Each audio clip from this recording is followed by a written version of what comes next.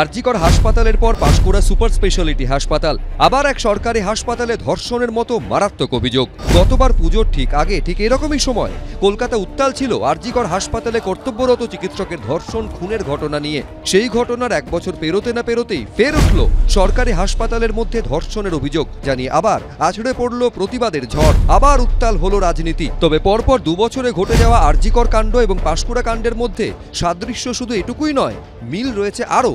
আরজিকর হাসপাতালে কর্তব্যরত চিকিৎসকের ধর্ষণ খুনে দোষী সঞ্জয় রায় ছিল কলকাতা পুলিশের সিভিক ভলেন্টিয়ার, আর পাঁশকুড়া সুপার স্পেশালিটি হাসপাতালে স্বাস্থ্যকর্মীকে ধর্ষণের অভিযোগে গ্রেফতার হয়েছে ঠিকাদার সংস্থার ফেসিলিটি ম্যানেজার জাহির আব্বাস।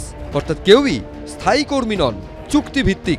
গুরুত্বপূর্ণ জায়গায় হাসপাতালে ঠিকা ধরাছোঁয়ার বাইরে তাকে দায়িত্ব দেওয়া হলো তৃণমূলের লোককে ঠিকায় ঢুকিয়ে দিয়ে।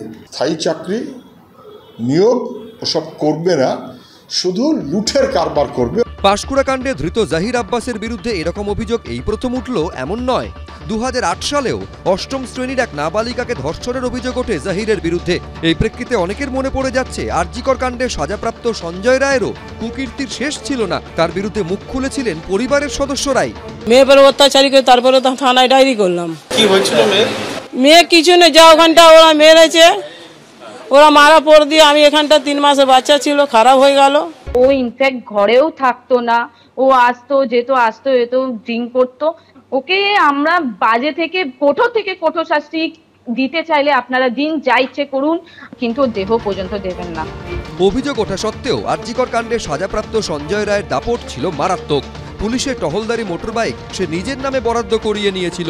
সিভিক ভলেন্টিয়ার হয়েও থাকতো সশস্ত্র পুলিশের ব্যারাকে। এবার পাঁশকুড়া কাণ্ডে ধৃত জাহিরের ক্ষেত্রেও দেখা গেল একই রকম প্রভাব প্রতিপত্তি। আগে ধর্ষণের অভিযোগে জেল খাটা সত্ত্বেও তাকেই ফেসিলিটি ম্যানেজারের পদে বসানো হয়েছিল। সঞ্জয় রায়ের সাজা হলেও আরজিকর হাসপাতালে নিহত চিকিৎসকের পরিবারের দাবি তারা আজও বহু প্রশ্নের উত্তর পাননি। এবার পাঁশকুড়ার সরকারি হাসপাতালে যে জঘন্য অভিযোগ উঠল তার সুবিচার হবে তো, উঠছে প্রশ্ন। শিবাশিস মৌলিক, আশাবুল হোসেন, রঞ্জিত হালদার, এবিপি আনন্দ।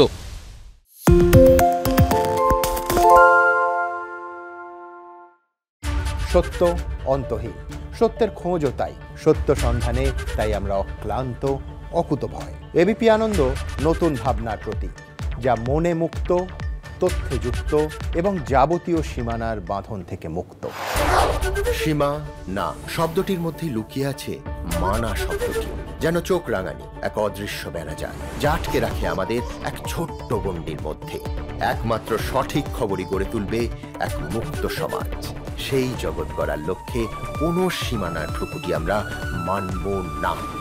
এবিপি আনন্দ এগিয়ে থাকে, এগিয়ে রাখে।